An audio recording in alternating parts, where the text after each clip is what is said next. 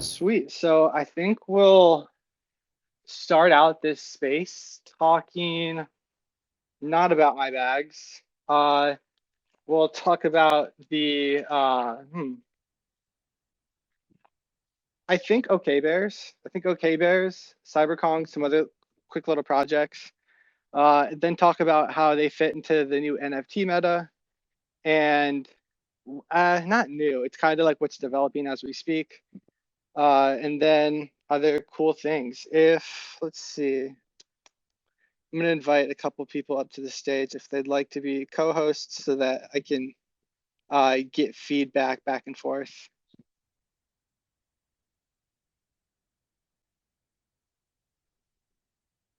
Because I think we're kind of like in a stage of the NFT market and crypto in general, where we think we know what works and it doesn't.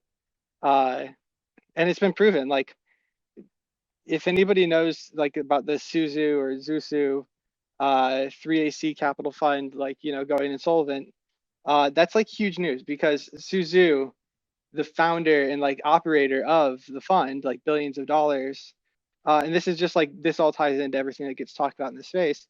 It's like he he was very relevant in every take he had, macro and pretty much micro. Like he was relevant. He understood everything better than most of us and still blew up his account. Like he even blew up his account doing things that he said people shouldn't do, which is like, billions of dollars account. Incredible. And it just goes to show that like we can know everything, but we're in markets and the entire world right now where it's uncertain, where we don't really know exactly what to be looking for and what the future looks like and what's working in the current present. Uh, and I honestly, I'm not saying that like the new meta that's going to be discussed is like the one and only new meta. This is just where I see NFTs have always fit all along, and I think that we've kind of been trying to make it something it's not, or something less than what it should be, because what it can be requires so much effort, like an incredible amount of effort. And it's kind of like what I've always talked about, how like it's, I'm not against people raising funds, but the way that people raise funds these days for NFT projects requires so little effort. All the effort goes into creating the hype to then mint out to then have the funds, and these projects are either they're raising more than they're worth, or they're not able to even raise what they would need to do what they say they're going to do. So like if they have an ambitious roadmap and they try to mint out for $2 million, but they need $20 million, they're set up for failure. But if their roadmap only takes $50,000 to fulfill, and they're asking for $2 million, that's where we've got like these key separations between projects right now. So I mean, I would hope that in the future we kind of like consolidate into a few clear winners. Like I'm glad Bored Ape Yacht Club is now one. Bored Ape Yacht Club's now like a clear winner. It's safe to say they're a clear winner. They came in there, their marks everywhere. And if they ask for money, we'll say yes. We'll say yes every time. Although, dude, they're such a clear winner. Bored Ape Yacht Club is such a clear winner that they can actually burn $180 million, and it's kind of overlooked. Like Ryder Rips with like his Bored Ape Yacht Club racist stuff kind of like pushed all of that to the side. Like we were all pissed at Bored Ape Yacht Club for that, and then Ryder Rips kind of came and switched the narrative, and then 8 Fest was a hit, and now we kind of forget $180 million is a lot of fucking money that we all spent on gas for something that they were competent and smart enough to know was coming. Like there's no way there wasn't about to be a gas war. They knew the numbers. They knew like how many people were able to mint that mint. They knew how many people were going to do that. They know what happens on the Ethereum network. Like it's not a FUD for Ethereum, but they knew it. They knew it. They knew it. They knew it. I don't think that they knew $180 million. 180 million would be the total. They probably assumed like 70 or 60, which is still a fuck ton, but I'm sure that they were thinking that it would happen slowly over time. But obviously, if they asked anybody, they would have said no. This was like inevitable. And $180 million is so much. To put that into like to even put $100 million into context. If anybody's been to like a ginormous like 3 day music festival, like in giant cities with like the biggest like just think about Bonnaroo or Coachella or any of those. Those cost like $20 million to run. So they could have hosted 9 Coachellas and let everybody come for free and had all expenses paid and just the amount of gas that we passed out to Ethereum miners. So that's kind of incredible. That would have been fun, right? That would have been fun. We could have had like 25 more ape fests, all paid by that gas. And I don't know. Maybe they're coming out with their own blockchain, or maybe they're partnering, and so that they like estimated that like the 70 or 80 million dollars spent by their holders on gas to create like this, narrative that they need their own blockchain for what they're going to do in the future.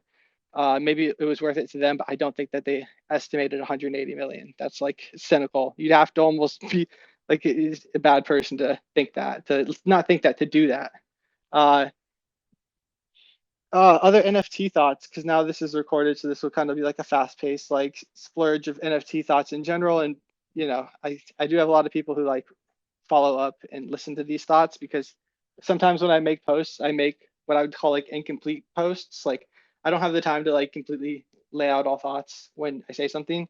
So same thing with like doodles. Like I don't hate doodles. I think doodles are cute. I think they're good. Kind of concerned though, because I there's bigger narratives behind everything. So with doodles, yeah, they've gone corporate, they've gone fundraising. VCs need their money back. VCs need money back now. They want to see money backed. And when I say back, I mean like money backed is like if a VC like were to fund Doodles like $50 million, they want to then see Doodles go out and get that dollar matched by us. So they want to then see Doodles go out and raise $20 million, so that there's $20 million of the community fund, $50 million of VC funds. Now we can dip in both if we need, and one fund's not completely exposed. Not like against Doodles doing their thing with the merch packs and stuff. I do think though that like since they're so close to Dapper Labs, and for those who don't know what Dapper Labs is, they're notorious for creating great projects and then just not turning off the mint button. Like they just create great things and then mint max. You can mint as many as you want, and every time it comes like falls into the realm of there's too much supply, not enough demand, and the price goes down to zero, or close to zero. Top Shot, CryptoKitties. I'm sure everyone's heard of CryptoKitties. Fun fact: there are 2 million CryptoKitty assets right now. 2 million. That's ginormous. Um, and Top Shot, I don't even know. There's hundreds of millions. I don't know. Probably so many. Afraid that they're going to do that. It's like I don't think that it's wrong the way they raise their money through those boxes, but I do think that that's not the only round of boxes. Like there's going to be a new box merch. Like it's going to be like a merch drop. If you ever had like hype influencers talk about, oh, my new merch line, it'll be like that for Doodles. Like get in this line. The last line was sick. Here's another sick one. How much money can we take from the people holding our stuff? Essentially, and it's not a bad method. 190 ETH from Pranksy, that's fine. Get it from him on secondary. It wouldn't do him any better. So nothing against that format. Uh, Cool Cats, I don't know, unless they turn into a video game or TV show. I think that's it for like the top ones. Meta Hero, kind of weird at the moment. They've continued to like same thing with Doodle, siphon funds from their community by selling these giant drops to their community, and yeah, I don't know. They've got so much money. They raised like 30 or $45 million from Planet DAOs, like these little tokens that were supposed to back a game verse that doesn't exist. So yeah, no go there. I think, yeah, and I think also like macro wise, we're like finding out what works and what doesn't work for NFTs very rapidly.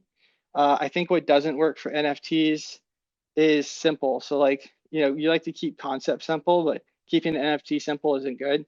Like the free mint meta, that's too simple. It works, but it's too simple. Anybody can then say, oh, I've got, this new Twitter. It's a free mint. We're going to encourage all the same people to do it, get all the signals going throughout, the wallet trackers, get everybody looking at this singular one that we made off of Quick Art. So that's siphoning more money, and it's just promoting. So like this is what happens too. So the people who make those free mints, they then say, okay, free mint meta's over. What's the next one? Let's create it. Let's capitalize it. Let's cycle it. Let's get like some of the people who created the free mints created multiple. Like the AI wave's the easiest one because you can create an AI collection in like 3 minutes by just typing in inputs and then having it generate over a few days. Uh, photography and music not going to work yet. I think music might work more on Solana with their new phone. I like how the Solana. I think the Solana phone will be great. People can get what they want out there, and use it, and they'll create cool shit and not be held down by the Apple process. So that'll be fun. CyberKongs. I don't know if I see many CyberKongs. I do see many CyberKongs. I hope cyber. This is probably like alpha for CyberKongs too, as well. For those who aren't aware of CyberKongs, pretty much anything that has utility like token yield, et cetera, breeding, whatever, all comes from CyberKongs. They're pretty low right now on the Ethereum blockchain. And I think what makes the most sense for them right now is to grow their brand by creating more profile pictures and assets and just more ways to rock a Kong that looks cool. And I think, they've been quiet for so long, building for so long, silently releasing for so long, collabing for so long. If you go to the CyberKong's Twitter page, you'll notice that they're implemented in so many like future metaverse games. Like you can just take the VX, the voxel model from the CyberKong VX collection, and pretty much implement it into every game, like GTA, custom Minecraft server games, anything like that. And they're being implemented quite a bit. But I do think that they need another like collection just for cooler profile pictures. But the pixel ones that they already have are cool. Uh, I think they're working on that. I think it's been hinted in the Discord too. So if anybody's looking for something on the Ethereum chain that might be worth buying, holding, joining the community of, I think CyberKongs is one of them.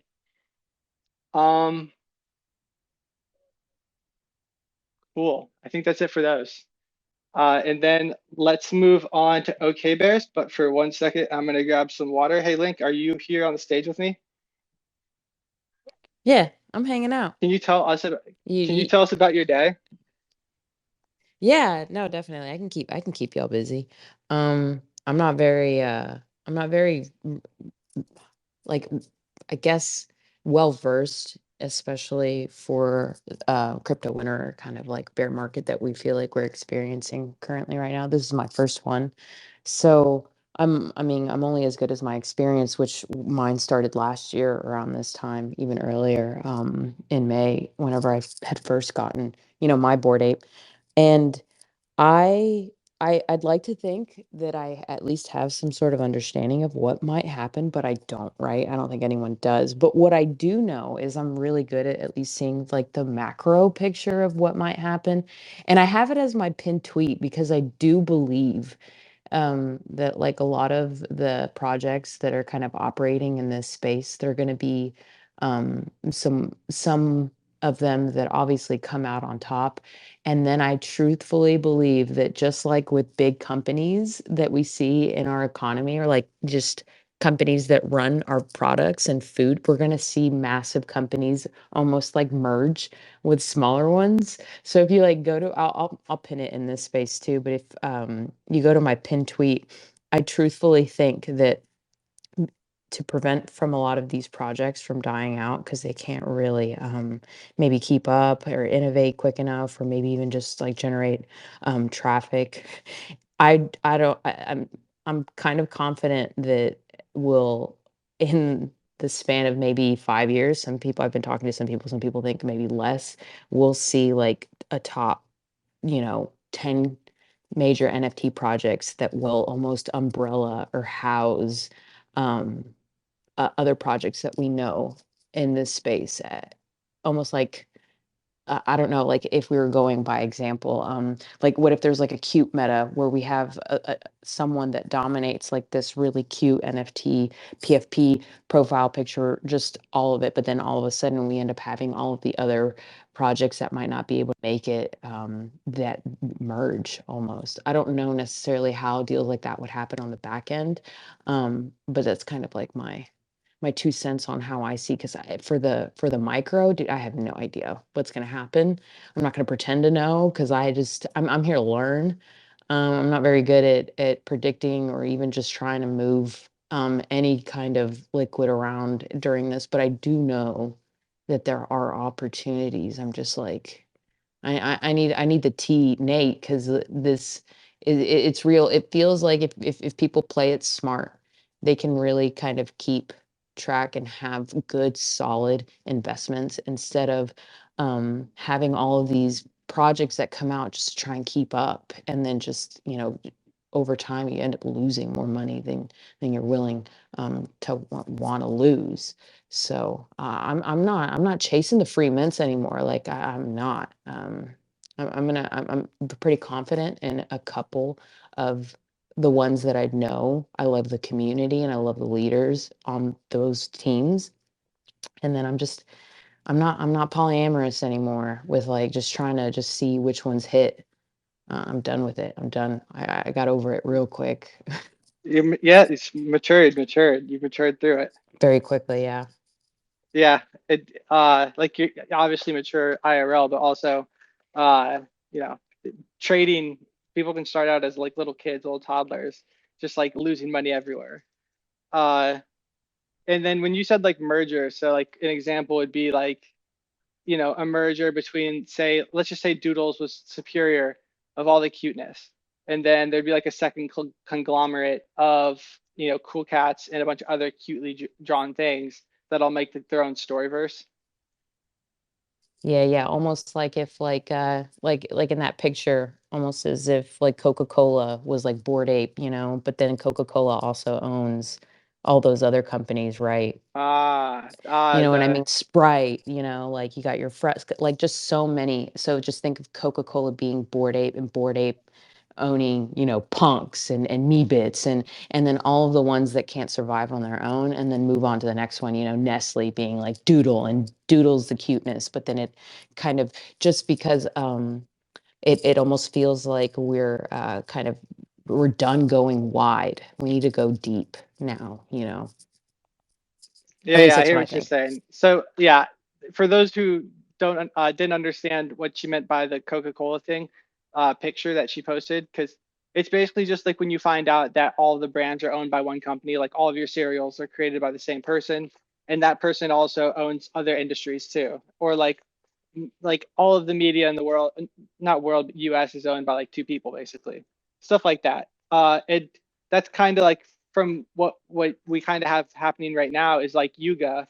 Yuga is going to be the first one currently that just keeps branching out and creating other things other than just Bored Apes. So now that they have Bored Apes, collectibles, aka punks, they have their mutants, their other side, which is gaming. So they can go in many different ways and just keep dominating everywhere, which they probably will.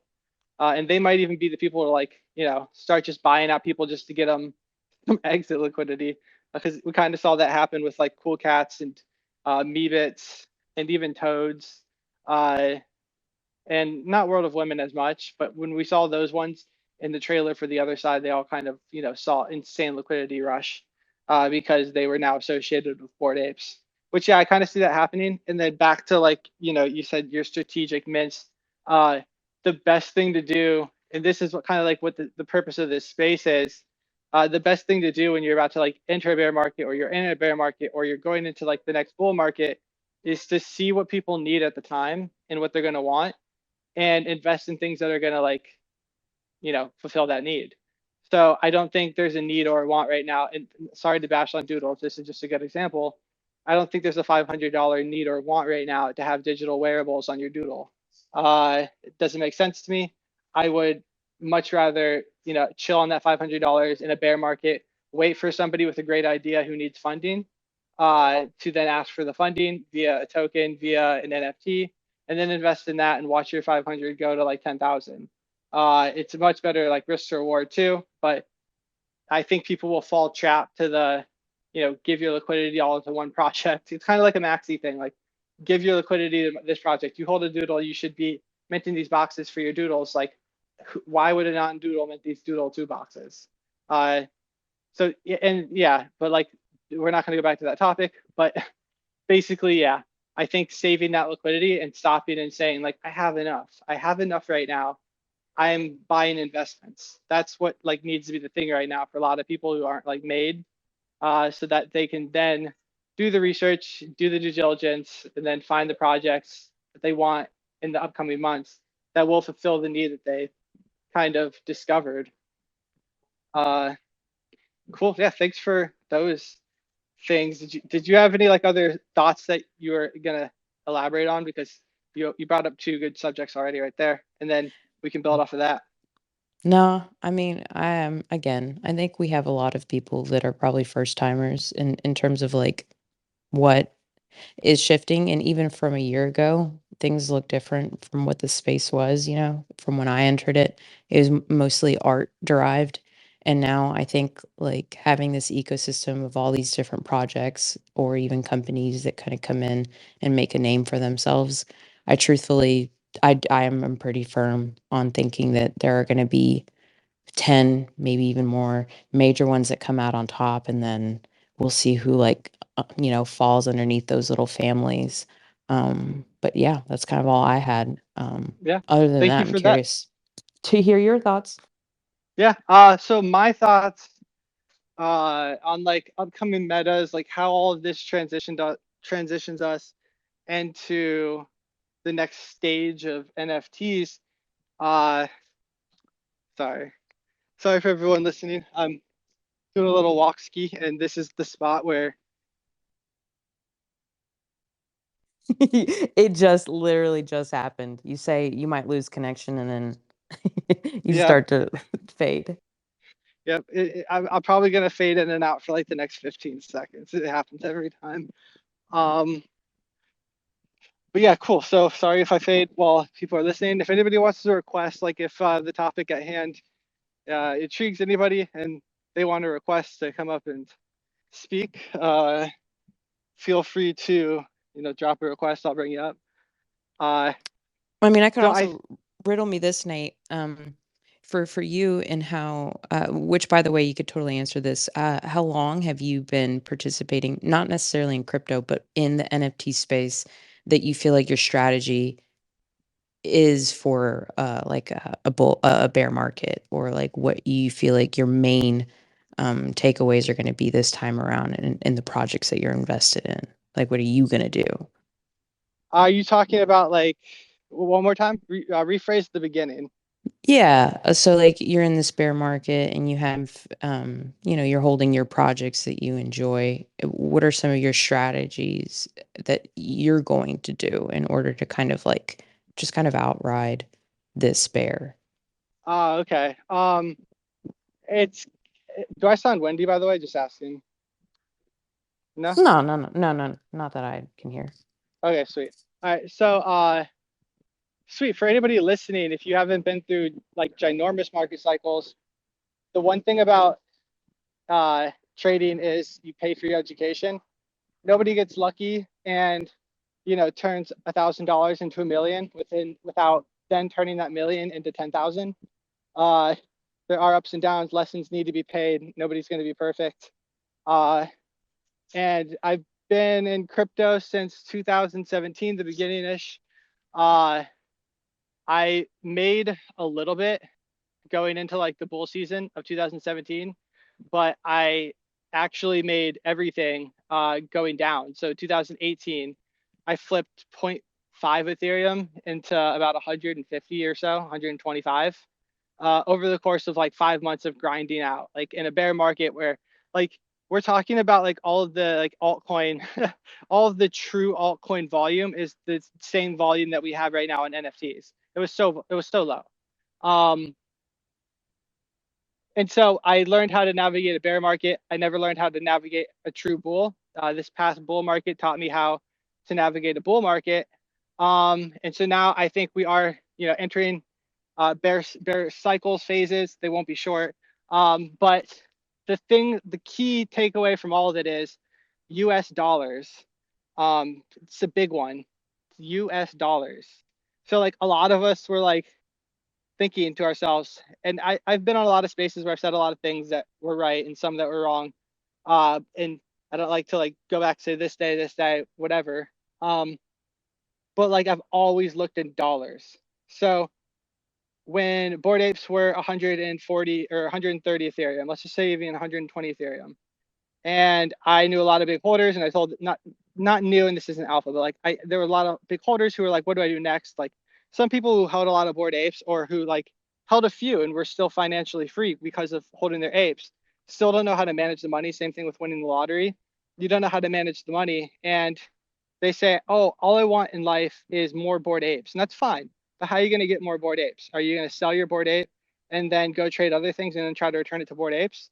No, because you shouldn't have conviction on anything else other than Bored Apes unless you've done your research. And a lot of people weren't doing the research. And basically, the advice I gave was, your Bored Ape's 120 Ethereum. Personally, I don't think we like go far under 100 Ethereum for a long time. Like we won't actually go to 60 Ethereum unless Ethereum's $20,000. And so the key was your Bored Ape is worth 120 Ethereum, but more so it's worth, I think at the time it was like 410,000. No, it was 3,500 ETH. So I don't know. It was like not 700, like 380,000. Uh, the people's Bored Apes are worth. And I said the best way that you can buy more Bored Apes is to sell your Bored Ape right now for ETH and then sell that ETH for US dollars. Because I don't know if ETH is going down, but I do know that you will probably be able to buy your Bored Ape for 200,000. Sell it now for 380. If you have like 5 of them, sell 3 of them right now. And then when they get down to 200,000, whatever the price is, ETH is right there, buy more. Then you have more. That's the best way to get them. And that's kind of like what happens to me with NFTs. Like IRL, sometimes I buy nice things. Like I buy a nice bike for 1.5 ETH. But back when I was buying the nice bike for 1.5 ETH, it was actually like 0.4 ETH. So like you kind of like look at IRL, like what is dollars to me? What is dollars? Like I'm paying 3 Ethereum for something. Yes, I'm trying to flip it for 0.5. I mean, like for a 5 or 10% flip, but 3 Ethereum is still $9,000 back then when it was at the top. Same thing now. We're at the same thing now. It's kind of like transitioning into what I'm about to talk about. US dollars is a big one. So you guys, if anybody here knows about Artifact, RTFK, CloneX, how they had their boxes opened to a pair of shoes and a vial. At the peak, the shoes were 3.8 Ethereum, which is about $11,000, and the vials were like 2 Ethereum, which was 6,000. So $11,000 for the vials. I mean, for the shoes, 6,000 for the vial or whatever it was. Then when Ethereum's $1,000 and the shoes are 0.8 Ethereum instead of 3.6, and the vials are like 0.2 instead of 1.9 or whatever, and now the shoes are $800 and the vials are 200. Always look in dollars. I would would you not buy like a 10K release of Nike Artifact first, release shoes like for $800 in the sneaker world? It's kind of a good deal. But when they're back at 11,000, you put that shit to dollars and you say, huh, 11,000 for a pair of shoes.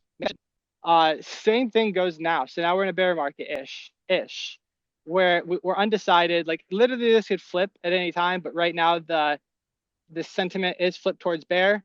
But that doesn't mean tether up and walk away right now because you're too late. It's $1,000 Ethereum and $19,000 Bitcoin. You're not going to time the bottom. You're not going to sell and buy in the right time without having many sleepless nights. And so unless you're a seasoned, like unless you're used to this, so like right now, your best thing to do is position in the US dollars. So you go back and you look at all-time highs. For me, Cyberkong's Genesis were $800,000, actually $880,000 at the top. And now they're 22,000. I think something that yields me $8 a day for the next 10 years, which is bananas, etc. Their yield token. I'd pay $20,000. I think the banana's undervalued. I think in the future, I'll get $80 a day instead of 8 for a $20,000 Kong. If I lose that $20,000, shit, I'll make it back in like half a year or whatever, working a job. So also a greater understanding of how liquidity works is a really important thing too. So the reason I call for like a meme coin season right now, and I've called for it like the last few weeks, and I've always said like this is the best time to start accumulating.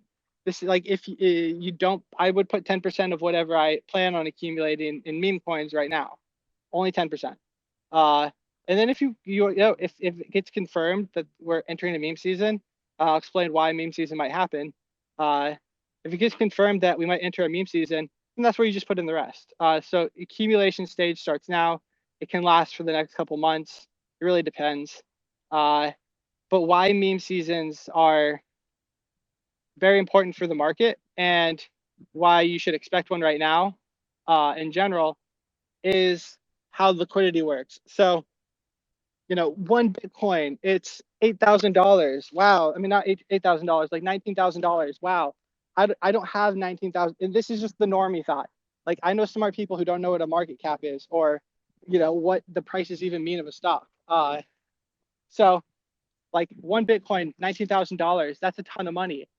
I would, that would take me like fucking 10 months of saving up to have $19,000 of like, leftover money to buy a Bitcoin. I can't do that. I'm not going to do that.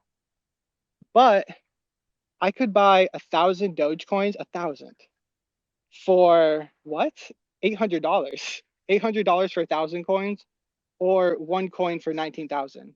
That's how you get meme seasons. Um, and you hear people then go, you're basically just getting the working class or the degens of the world, the gambling people, the people with like gambling addictions, who like to see big numbers go up and hold on and ride the ride and see if they can time it. You just get them putting their paychecks into meme coins, and then the meme coin, the liquidity, and those are usually US dollars. So that's like people with their paychecks going and converting it to Ethereum, Doge, whatever, on Robinhood, Coinbase, wherever, and then that pumps liquidity into our market, because we're not the same as just like every market. We're not the same as US dollar or gold or anything. We're tokens, we're crypto. So that gets us more liquidity into crypto, and that's why meme seasons happen. And usually you'll notice, like, Doge went on its giant run recently to like 70 cents. Well, Bitcoin, I think, was still like $25,000. It happened like same thing with GameStop. All of that happened before Bitcoin went from 25,000 to like 68. And it's because you get everybody, who's normally not participating, throwing in their money for the gamble, and they're not cashing out. Or when they do cash out, the people in those meme seasons, like I said in the beginning of this call, the people who make $1 million, then, $10,000 after it's all said and done, when they start to lose it on other degen things.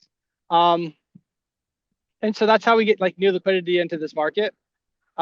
Just how do you get people who aren't already here to put money in? And that's why I think that if there is a bull case for crypto right now, not going into a bear market, we would need something great like the game stock pump. Like how much degeneracy was flowing in everyone's blood, and Elon pumping, Doge with sentimental tweets. Like we need something like that again. So the catalyst will be clear when it comes, but most of the meme coins are already down so much that if you buy, hold, and then just keep accumulating, you'll be in the profit when it happens. It could happen in a couple months. If you look at Doge's chart, it always pumps. For as long as time exists, I don't think that's going to stop right now. People like the meme. Uh, cool. So yeah, that's the meme coin thing. I guess we can transition from that into NFTs. And now that everybody has like that mindset of how fresh liquidity comes in, you get people who normally aren't spending to bring in fresh liquidity. Yeah, we can. Sorry, one moment. I'm tracking back, because before that we were talking about US dollars. US dollars are important. Then we talked about Bitcoin is 19,000 US dollars. So it's scary. But Doge, you can get 1,000 of them for 800. Pretty great price, right? Yeah, cool. So that's how we get liquidity in. That's why dollars really matters. So cool, we're building off it now. That's why dollars really matters. Dollars really matters because people actually like, cognitively think about that. They think about the US dollar price of something. And that's why at 70 cents per Dogecoin, you had those people who were, the people who were buying Dogecoin for a penny, and buying 10,000 or 100,000 of them for the meme, and then they had bags and they were selling. So congrats on them. But that's how important the U.S. dollar part is. And so, like, go out there, find opportunities, try to equate them to U.S. dollars, and make sure it makes sense. No more, Ethereum's not 4,000 anymore. So three Ethereum isn't $12,000 anymore. Three Ethereum's now $3,000. One Ethereum does not equal one Ethereum. So be safe with your money. Also, a lot of people don't know what they don't know. So there's a lot like of people, like, even if the whole Twitter timeline says something, they could all be wrong together, group thinking together and creating wrong decisions. So just make sure that you know what you're investing in and why you're investing in it. I think $380 a day equates to $110,000 a year. So if you make $380 a day, if you can flip point 0.3, like point 0.3 Ethereum every day, you can make $100,000 this year. Those are all bear market thoughts. So like when I say that, I mean like, whatever you need to do to scalp that 0.38, to scalp the point 0.3 Ethereum. And then once you have that 0.3 Ethereum, you put that shit into US dollars. Because if we are entering a bear and Ethereum goes down to like $300, which I don't expect it to, but it could. If it goes down to $300, well, now your yearly earnings of 100K is more like 330K because you held it all in Ethereum. So don't hold it in native tokens, hold it in US dollars. Flip that shit out, and then later on, if you think we're at the bottom, a couple years later, put that shit back in. Get rich with us all. Sweet. Let me check the crowd, and then let's move on to NFT metas because this one's a fun one because I think it's where we're naturally headed. I just wanted to give that bear market advice, bull market advice. Keep your US dollars close, and also at any point we could switch into a bull season. It's not hard. It just like obviously when Bitcoin's $70,000 or $60,000, people like when it was $3,000 at the bottom of the bear, $3,000 to $60,000 is a 20x. So Bitcoin 20x, and there's insane liquidity.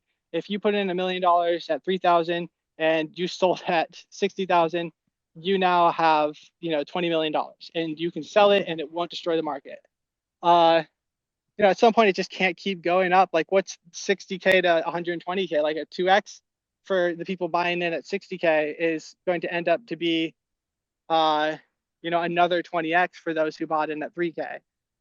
So somebody's 2x is somebody's 20x. So we needed to go down, but at any point we can all decide like, hey, $15,000 is pretty low. I think we can pump this shit to 150K. I think we can pump Bitcoin to 150K, which is a 10x. Let's do that, and then let's end this cycle for a few years. We could do that. Realistically, whatever the narrative is, it'll play into us pumping into 2024. So maybe the end of 2023, not this year, but everybody who sticks around this year researches what worked in the past, what will work in the future, and what's working currently. Everybody who sticks around for the next year right now will have the education needed to then go make the proper investments and find out where to get them. Cool. So that's what's happening right now.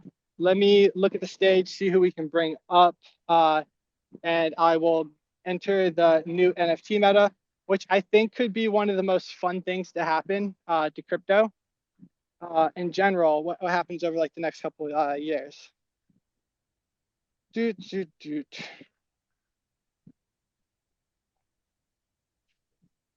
If anybody wants to request, I'll bring you up. Otherwise, we will switch to the next topic.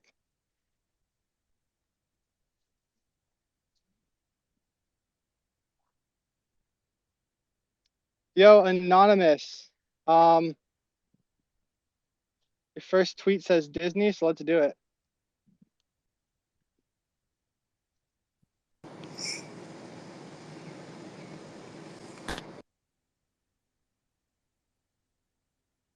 Yo, Anon, you up here? What's up, man? Yo, what's good, Nate? How you been? Yo, good, bad. I don't know. I'm finding myself again. You and me both. Yeah, definitely a little bit of a slap of reality recently. Yeah, man. I feel discombobulated, because like, I don't know, dude.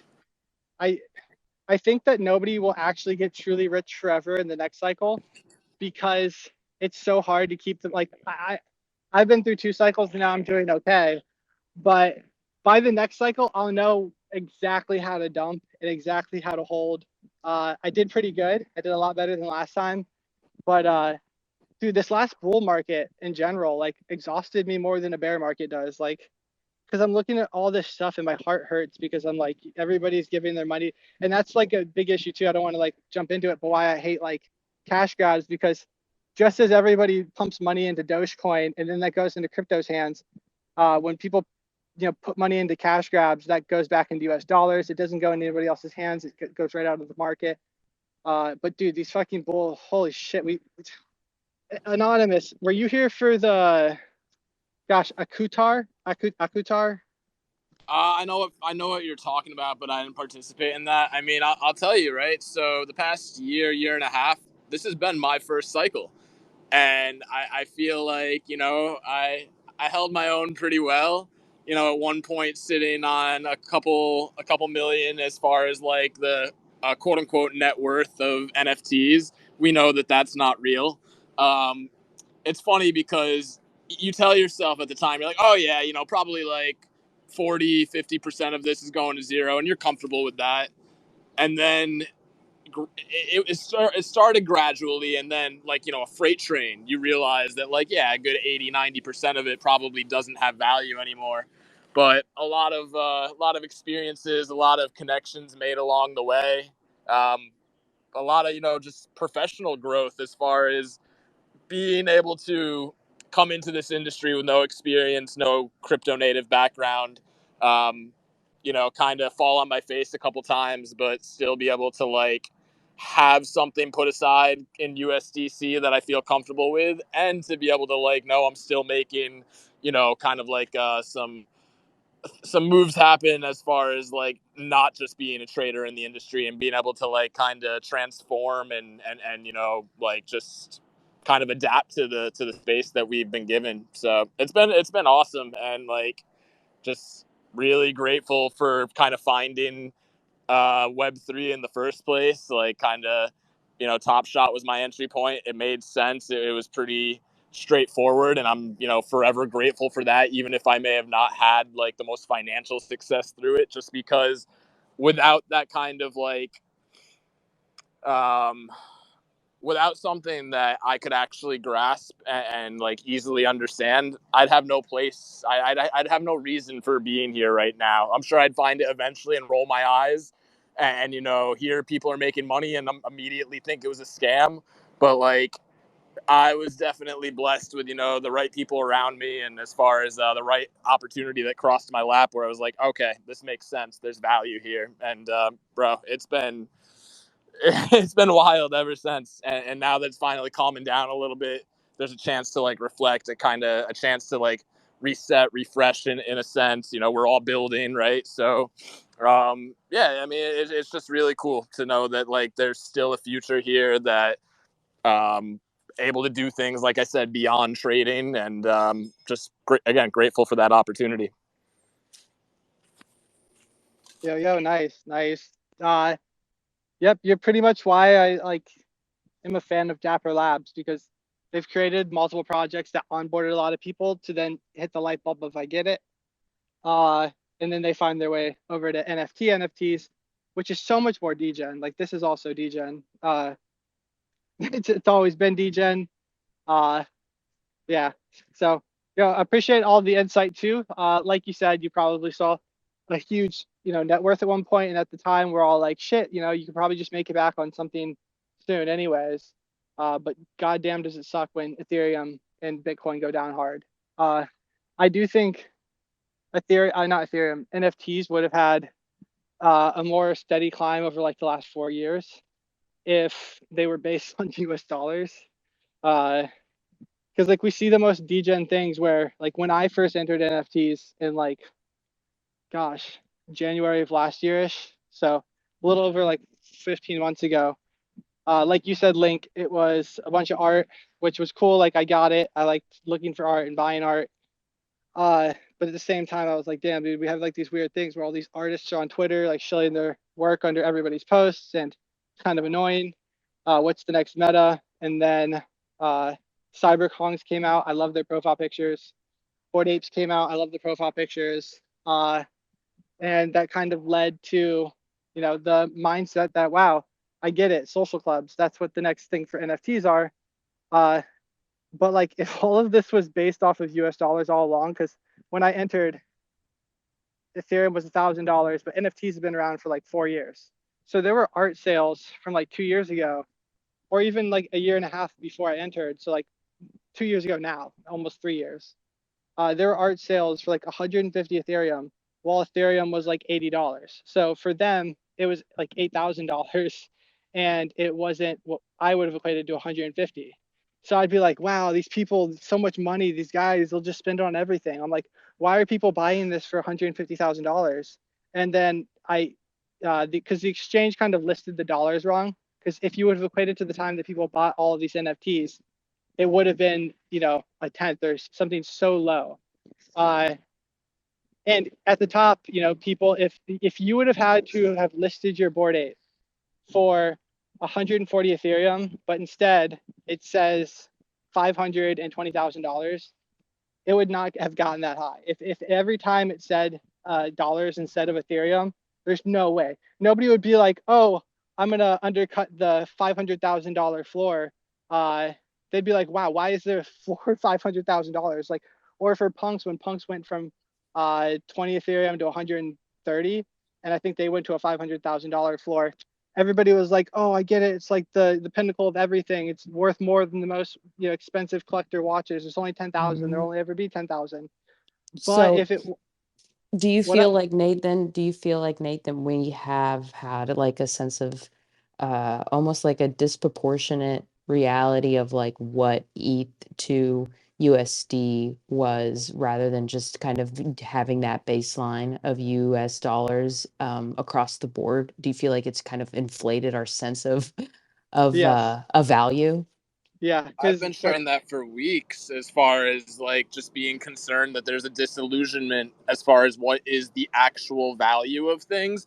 I mean, and we saw it like with the top of the space, like take Bored Ape Yacht Club, for example, it dropped off over 60% as far as the USD value over the course of a month. And like, granted, there's a bear market, like there was obviously crazy like variables and circumstances surrounding that. But even for that to be possible and for like the community to be like, okay, yeah, that's justified. Like, yeah, that's maybe the more in line with like a realistic value for the collection. That's really telling as far as just how far that disillusionment goes, and it's not just one community. It's across the board with people really putting like this elevated weight on NFTs and digital scarcity as a whole. And then I think people were brought down back to earth to realize, A, it may not be as important, as significant in the grand scheme of things and culture as we may have, wanted to believe. But also, there has to be people that care besides us for it to continue to have, that justifiable value. And I think that's been questioned as well.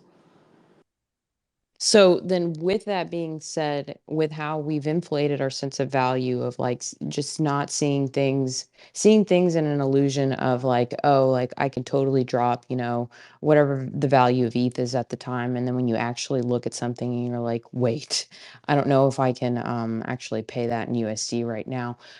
How do you then see if ETH2 really is coming out next month? Do you see maybe us kind of almost reaching an equilibrium of what the value of ETH would bring because we're not paying as much gas or do you see it changing or do you see it staying the same? for me personally, it really depends on like how much a transaction will cost, and also, uh, I don't know, a lot of its use cases will be used for like the games and applications like built on top of it. But also at the same time, Solana, and I don't mean to like show Solana here, but Solana is actively pursuing people constantly, actively pursuing adoption, actively pursuing that route. So they'll almost be competing in a way. I don't know. I couldn't say. I would like to pay less for my NFTs. When I was, like I said, in 2018, I was trading degen coins and stuff. Ethereum was like $140. I paid like 4 cents for a transaction. I never once thought of anything. Then when I start trading NFTs and I'm paying like $15 to then give money to something for, you know, I was that was insane. And then spending thousands of dollars to move assets, I'm like, wow, this shit's broken. So kind of ignored it there. No, I think I don't know. Even OpenSea, for the longest time, didn't have the US dollars anywhere. OpenSea would not show the US dollars. It would just be Ethereum. It would just be like listed for 33 Ethereum, sold for 33 Ethereum. The only thing that ever really showed the US dollars was the Larva Labs website for punks. Uh, so I don't know. I don't know what it'd be. I think, Flow blockchain and Top Shot and all of that stuff, that is kind of stable. Like Top Shot in general was always US dollars. And I think that's why we never really saw insane volume at the top. Like there were some cards in Top Shot that would sell for $100,000, but it was nothing like NFTs at all in any way, shape, or form. It was basically Dingaling and, Pranksy and them and some other people, buying expensive cards every once in a while, doing trades, but there was no extreme volume. It was all down at like the, at its peak, it was all down to the 15 to $5,000 range, maybe some $10,000 buys. So like, no, I don't know. I think NFTs need to change in general. Like make something that makes sense that it shouldn't go above a certain dollar range. Like make an NFT where, you don't expect your holders to ever expect that what they have is worth more than this amount of dollars.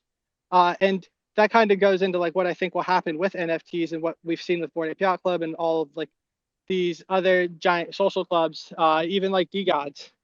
It's social clubs. It's a grown-up fraternity. It's and that's not a bad thing. When I say fraternity, there's business fraternities, sororities, everything like that. And they're great. I was part of a business fraternity, super fun. I was part of a real fraternity, super fun. And that's kind of where we're headed with NFTs. And so there will be other applications like media. There will be other applications in general. But like from what I see as the most fruitful the most fruitful and fun next few years of being in the NFT space will revolve around backing the best social clubs and maybe even creating the best social club. And when I say social club, I mean like, oh shit, never mind. We'll stay on the social club. Yeah, but the social club ones will be the most fun to join, and I think it'll revolve around like Yuga kind of set the way already. I believe they bought that Miami clubhouse. And that'll be like something where, the people who are in Miami who hold Bored Apes, they head over to the clubhouse every so often. If they've got some friends who have made it IRL and can be convinced to throw around 100 to 150K, then that should forever prop the price of a Bored Ape Yacht Club needed to be seen as elite at that club. Same thing with mutants. So like, that's how you get them to keep the dollars. Like you find the people, or you recognize the people who have money, who are in the space, what they do. Can they, keep this price lasted up? Like, I think, so like for a lot of people too, they say, why are the Bored Apes holding such a high floor? Like, why don't they ever see giant crashes? Why can't the cool cats ever, break 10 ETH? Why can't the cool cats ever break 5 ETH? Why can't the Coolmans? Why can't the, name every other small like little indie project? Why can't they hold high floors? And the reason is your holders. Who are your holders? Can the designer at home who makes a bunch of blueprints or makes a bunch of whatever on the computer all day, can they convince their friends to make a reasonable purchase over the price of $20,000? No, they can't. They can't convince them. Can the 17-year-old trying to launch projects with his friend, can he convince his IRL friends to invest in his project? No, they can't. Like, it's all about like who's holding your project and strategically getting them to. A lot of the recent projects, they go through the pump and dump cycles because can you game the system of minting? Okay, cool. So now you have a bunch of people who are just interested in selling it the first day, holding it. Or is there a grindable whitelist? Can I tell my extended family to all join this whitelist and then get life-changing money and sell it? Yes, it's magical in NFTs, but is that the holder you want? Do you think like the person who is really gonna, like, you want people there from the start to the finish? You want somebody, the person that can get other people to buy at a high price. You want them at your project in a low price. Like you want them holding Bored Apes at $180, and then when Bored Apes are $30,000, they're shilling it to their friends. When Bored Apes are 100,000, they're saying, hey, I shilled it at 30,000 to these friends. It's 100,000 now, buy it. And then we're reaching the top, and then you get speculators who join and buy their bags for 400,000. That's like kind of like the thought process behind why some projects can't pump and some others can. Same thing with DGods on Solana. Like they keep a very high price because I think the people holding DGods can convince other people that are around them that DGods are a good hold. Same thing with Bored Apes. Like right now we're just getting insane money in Bored Apes. Like people who will never sell it if it goes down, and they got the one that they want, which I never thought would come at the beginning. So yeah, like I think social clubs will be a big thing. I think joining a social club that bases themselves off people who won't sell. Also, like if anybody notices the membership tokens, like G Money, a big person in the space, G Money, he released his like access pass or whatever. I think it was like 1 Ethereum or free. I think it was 1 Ethereum. It's at like a 14 Ethereum floor right now, and it's had insane volume. And that was literally like a month ago. And the reason it's at a 14 Ethereum floor is because he whitelisted the people who thought would want to be there. Same thing happened with Proof Collective, the makers of Moonbirds. I've seen Proof Collective for like a year or however long they've been around. I was always wondering them and Metaverse HQ, but I found out what Metaverse HQ is. I was always wondering, what is Proof Collective? I was like, why are these guys getting volume all the time? It was like a 10 Ethereum floor at one point. And I looked at the holders and I was like, why is every cool person holding one of these? I was like, nobody's shilling it. There's no shills on the timeline. Everybody who's cool has one. Nobody suggested me to get one. Like, what the fuck is this? And I had that moment so many times. And latest was at like 100 Ethereum floor. And it's basically just like, who can you get to hold your project? I think if we find the people, the projects that can get big money to hold them, that's how you get good. Same thing like with why I'm so bullish on OK Bears at the moment. I'm still bullish on DeGods and a lot of other projects in general, but like I think OK Bears are at a point right now where they're cheap-ish in a way. $3,000 isn't really that cheap, but you put that shit in there and you are a cool person IRL. And in the future, OK Bears delivers like Bored Ape Yacht Club. Like say we have lounges throughout the world. Say there's like an OK Bear Fest in like Las Vegas or something where we have a city fest, and OK Bears gated, like anything like that can justify a $50,000 floor to be a part of a social club like that. And it's $3,000 right now. So that's like why I'm so bullish on OK Bears. And we're in such an uncertain market that the things I just listed, just those two things alone, I think would take OK Bears to like $25,000 floor. And like I said, $25,000. Like I never look at like the US, or I mean not the US, the Sol or the ETH dollars. And so that's why I hold a bunch of bears. I will back bears and give them ideas that I won't mention here. But I think social clubs will be the way. And also the best thing about social clubs is this. So why I'm also so like I hate to rag on Doodle so much, but why I was upset about like the $15 million they took in, like to the social club, like I just mentioned for OK Bears, if they took in that $15 million, they could hold that fest for 3 days that I just mentioned. They could throw that fest. And they could make that money back on the fest too, if like we allowed normies in as well. Not only that, you could make it like a platform party, a party platform. You could encourage other NFT projects to hold booths or design stages or sponsor, food, say the Board Burger at like stands, stuff like that. Make like an NFT fest. We could have done a lot of cool things with that $15 million. I'm sure they'll do something with it.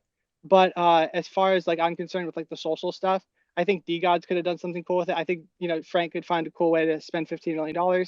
But I think we also like, 100K, profile picture collections will be the future, because we, instead of taking 15,000 or not 15,000, $15 million from 3,000 people, we should be getting a lot of money from a lot of people. So like group spending into our pools to then go out and buy shit. So like now let's say the Bored Apes Yacht Club, do more pool spending, more pool buys. Say like, hey, you're about to buy something that's probably pretty expensive and you might not see a return on it immediately or ever. But we're going to spend all the money that you're going to spend, buying whatever we're selling to you on buying properties, buying stuff that your Bored Ape will get you into for free. And that's kind of like where it's like, you do one of those. So if Bored Apes does like another like land sale, and instead of this time losing the $180 million to gas, let's just say $100 million goes to them. Then they buy like they've already doxed their fan base basically by asking them to KYC, so they know their location, so they can just find out where the highest concentrations of Bored Apes live around the world and create clubhouses in those areas and encourage them to visit them.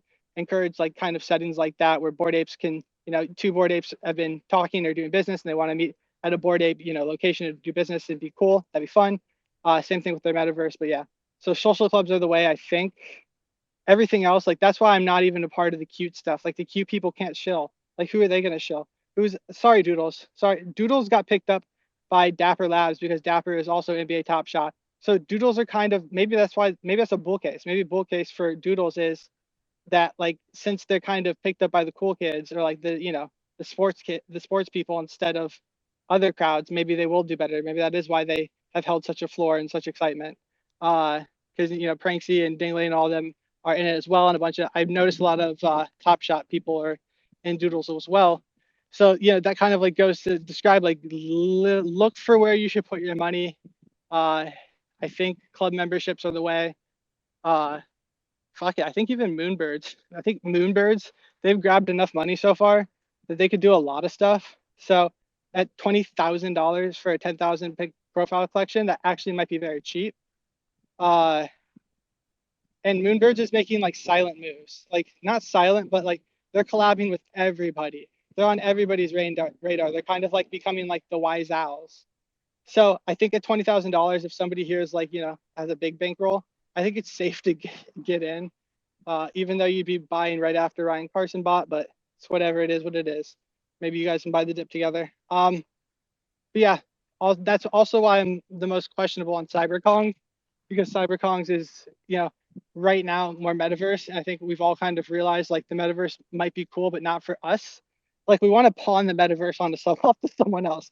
Like we want to pawn the metaverse off to our kids. We want to create a really cool game for kids to play. And then while we're like doing our social club shit, they're in love with the metaverse. So like maybe like during Board 8 Fest, there's like a kids Board 8 Fest or whatever, and all the kids go and they're watched by just some luxury experience, treat their holders like, Jesus or gods. But yeah, so getting kids involved, who's our audience to pawn it off to? I think that's also cool. That's why I back CyberKong so heavily, because I think CyberKongs appeal to multiple audiences. So if we do have a run up next time, like for those who don't know about Axie Infinity, you've probably heard of Axie Infinity. But like, dude, they were seeing their token went to like $1 billion of market cap. I think like 10 billion, $15 billion. Their land plots at one point were like the highest price ones were 800,000 and the floor was like 20,000. There's millions of Axies. It's basically like Pokemon. And it's not anything crazy. It's actually like the simplest of like card game, turn-based things. And they had a community build in 2018 and 2019, right after CryptoKitties was kind of collapsing, because CryptoKitties did too much breeding, and then came Axie Infinity.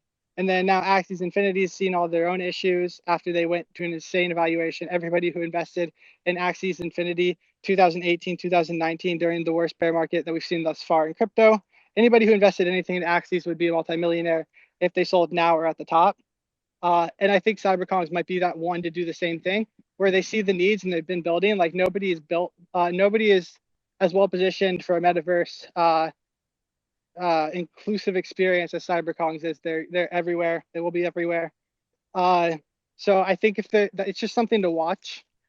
It's definitely something to watch. Keep your options simple. There's so many like NFTs that it's easy to like look left, look right, and not look inwards and look at what the project actually is. Cool. So that's all the knowledge and meta dump. I think that's how people will survive this bear market. Because also, like, fuck it, if somebody could buy like a mutant for $18,000 and a few times a year they attend an ape party, like all you have to do is pay for your plane ticket and your hotel, and now you go party with a bunch of people for a few times a year. I think there's a lot of people between the ages of like 20 to 69 years old that would do that, which is very important because the older we get, hopefully the more savings they have. So instead of spending their, money on that sports car, having that midlife, like the new midlife crisis will be buying a Bored Ape or a mutant. Like people will turn like 40 years old and be like, honey, I'm going to join the club. Life's getting a little boring. Everybody's having fun. I see the posts. We're going to sell the Jeep and get the mutant.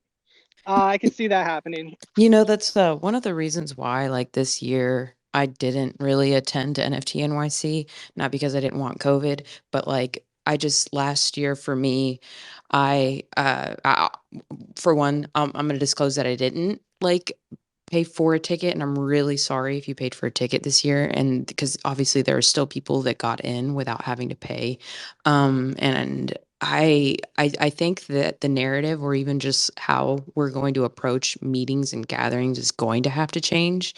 I'm definitely interested in seeing if like Bored Ape or Yuga would maybe expand on the deficiencies of like what NFT NYC and what these meetups are. Because if, for example, I didn't go to VCon, I heard very positive things about VCon on how maybe the intimacy of the conference allowed for a lot more people to kind of network and talk, rather where this, Ape Fest was a little bit more of like a music fest kind of experience rather than with like the first one, you actually had a chance to intermingle. So maybe Hugo would come away with that and going a little bit bigger and kind of overtaking either approaching NFT NYC and being like, hey, like y'all kind of like aren't really cutting it for the conference part bit of this NFT experience, so let's like take over that and kind of fuse the two. Third time's a charm, where maybe we end up seeing Yuga eventually. Maybe Yuga's the boost that music NFTs will eventually have, because if they are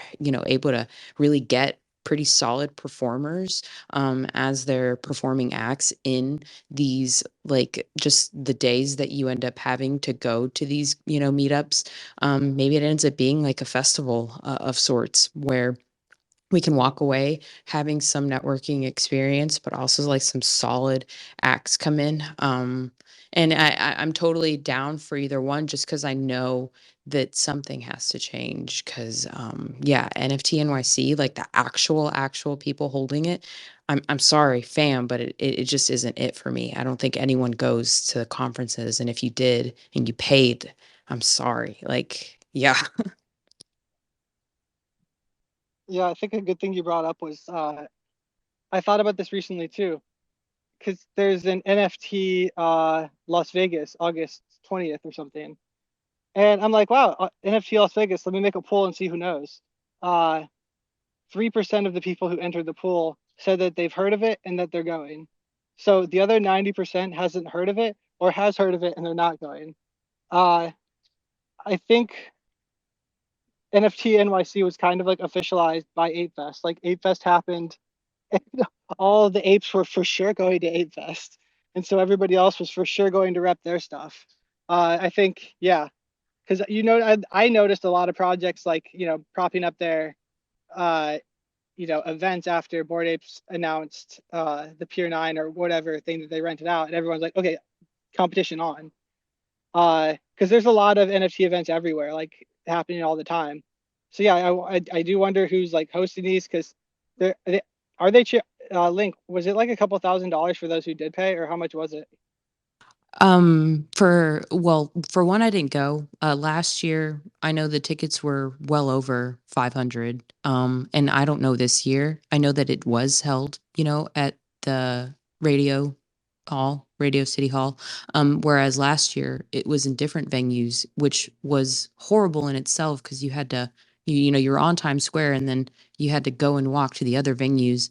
I was supposed to speak, and that's the only reason why I was able to attend, quote unquote, attend any of the conferences. And then once I like got in and saw that there was legitimately no quality of the speakers, and just the content that was being put out, right? It was just anyone and everyone could be accepted, and no one was paying attention. Like, I like went to the second floor of one of the venues where I was supposed to speak at, saw everyone on their phones, like talking to each other in the auditorium where people were speaking and holding it. I'm like, that's so rude. But like, also, like, you're not really here to even learn. And so I bailed. Like, I texted NFT NYC, because they texted me. They're like, hey, you're supposed to be speaking. And I was like, oh, I'm caught in traffic. And I was at the venue though. So I totally went AWOL, because I didn't, there was no quality of like who was speaking, and maybe they did have something good to say, but no one was listening. And so I was like, nah, I'm out. So unless, where I think in an ideal world, you end up having all of these projects maybe congregate in one area. I don't know New York that well, but I would assume they have a pretty solid convention center that can hold these projects. And we can kind of stay in one area, and then you can still have satellite events that you can attend to. Because I don't know about y'all, but it's really, I'll take the subway, but it's not my favorite having to commute to all of these places and know that you have to be there within 30 minutes or even just arrive at one, and then your friend's already texting you at the doodles party being like, yo, you better get over here, you better get in line, like this is ridiculous, you know. I just know we can do better, but it paying, 800 or 500 plus for a ticket, it just isn't, it wasn't for me. So I just know it was too much money. Yeah. It was a cash grab, right? And Anonymous, were you there? Was it a cash grab? So I didn't go either, but I definitely had stories like just piling up from other people that either had a booth there or that spoke there or that were supposed to speak there. Like, I was supposed to speak there, and very similar to what you did last year, I pulled out this year and wrote a thread about it and did my speech elsewhere. The thread got over like 3,500 likes, and like my DMs blew up about it. And, we did a couple like interviews with reporters and stuff just because like you said, at its core, it was a cash grab. It was predatory. We were used as brand ambassadors if you were a speaker. 1,500 speakers. And by the way, I'm like, it hasn't gotten better. Like, 100% was, held at like 8 different places or, 5 different places, whatever it was, as far as speakers with, 10 minutes that they would be on stage or a 25-minute panel. And so they haven't improved. They haven't listened to the concerns. And quite frankly, it doesn't seem like they care. Like, it really does feel like it is financially driven. They have the same thing planned for London in November. Yeah, I mean, myself, we've been having meetings all week, on behalf of Soulrich as far as what we want to focus on within real life experiences and being able to like co-host events like NFT Bali Week in September, and trying to, see if we can do anything else before the end of the year. And that's really about like empowering the community, trying to highlight, so for example, I'll continue to shout out Alex Taub for doing Upstream, Illuminati, which is at Truth, or now they're at Truth Labs, whichever. Um, and then, of course, Goblin Town, recently kind of doxing on that. And I feel like they just have a really authentic approach to community. They open up their events to the public, right, where it is about just getting the word out there and really just trying to kind of establish some new culture and offer, some cool opportunities and experiences to people that may not be familiar at all with NFTs or Web3. So that's someone that we would love to showcase. I've already talked with him about it, and other similar minded people. Drew Austin with Knights of Degen, that's another one that I like to shout out, just where they're really focused on putting the brand out there. Nate, I love that you were talking about Moonbirds and Proof Collective. Like, I think that while I do have a little bit of a concern there as far as it being like monolithic, like very similar to VFriends is Gary, well, Proof Collective is Kevin. Like, at least that's just like the correlation that I make. I think that the way that Proof Collective got started before Moonbirds was even a thing just goes to show that building, right, that loyal, really strong foundation of your community can go so far. And so, similar approaches are being taken with, like the company that I'm consulting with, as far as just wanting to start small, organic, and have that similar type of like under promise, over deliver, where it becomes necessary to introduce a larger collection. I think that was great for Proof and Moonbirds, and that really is, in my opinion, like the epitome of the right model to be kind of like pursuing right now if you want to have a sustainable community. Yeah. And even as far as I would say, the first, yeah, I'd say the first collection to like legitimize, I don't know, legitimize that concept, was Bored Apes with their mutants. Like, yes, punks did have Meebits first, but Meebits were all bought, by people already like in the NFT space. I don't think many normies like ended up with a Meebit. I think that kind of, not Bored Apes, Larva Labs like said that they were doing Meebits 2 days or a day and a half before they released them. so not many newbies got in. But like Bored Ape has done a really good job at, creating a larger collection that is needed. So with Bored Apes, you can only have so many members spreading your message. Let's introduce 20,000 mutant soldiers. And at one point, I think the holder count went from like 7 or 8,000 people holding all the way up to 15, 16,000. So they got like 8,000 new people who bought a mutant that are out there spreading the message of the mutants, and are helping build the Bored Ape Yacht Club brand, so that when it's time to do the land sale, that's how you end up with 34,000 people holding your land plots. Just so many people willing to invest not small, but medium risk amounts to themselves. Proof Collective too with the Moonbirds, even though I do think that the Moonbirds in general are proof holders, plus just a few people on the outside who didn't want to pay the insane price for the bird.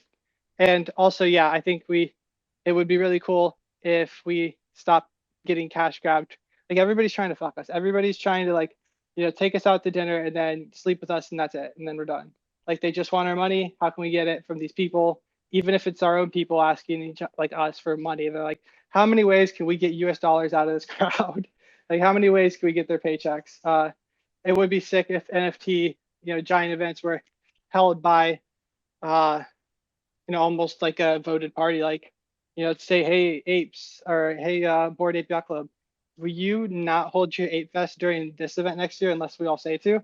Could you actually hold it during this other timeline where we would like to have our official New York event or things of that nature, like all coming together and be like, hey, let's not like legitimize these events unless we think they're out for like the best of us, even though knowing us degens, we would say like, hey, I have a buddy who used to, run small dorm cleanup crews. I think he can set up giant venues for us. We should, that's like literally always how it ends with us in NFT. We're like, we have that buddy who has that small amount of relative experience.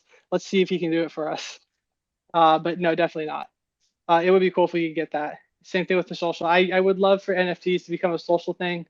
I would love for, people to want to hold certain NFTs to get certain perks. Personally, for like myself, like the reason but like I've been in a lot of big different social groups. And when I say that, I mean like fraternity. Like I was part of a fraternity. We had the actual fraternity, the non-business fraternity. We had like 90 members, but globally we had 20,000, and we were all in like giant Facebook groups and stuff like that. Then after that, festivals. I love festivals, like giant music festivals and events. And at a single day in a festival, you could have 120,000 people around you. And within that are so many sub DAOs of people. You've got the Jersey frat bros. You've got the parents with their kids. You've got grandma, going to see your favorite rock band in the middle of a Travis Scott concert. You've just got all these different crowds of people like populating these giant events. And same thing like with the fraternity meetups, like you would have giant conventions, everybody would get together. Kind of need to do that for NFTs now, where we're all in sync. Like, NFT is kind of like a mindset. It's like, what social group NFT are you in? Like for most people going forward. It'd be sick to see that play out over the next few years. And I think it'd be a sick way to raise a bunch of money for a lot of like fun stuff to do. Like, another way I see NFTs moving in general is so like this is like another reason I'm bullish on OK Bears. And even if OK Bears doesn't do like these things I mentioned, because I don't know exactly like how far they want to take it, but like if they do some of these things, there's so many different ways that they can get money from their holders in a beneficial way. So like IRL, I think people know that like you can become like an Amazon affiliate.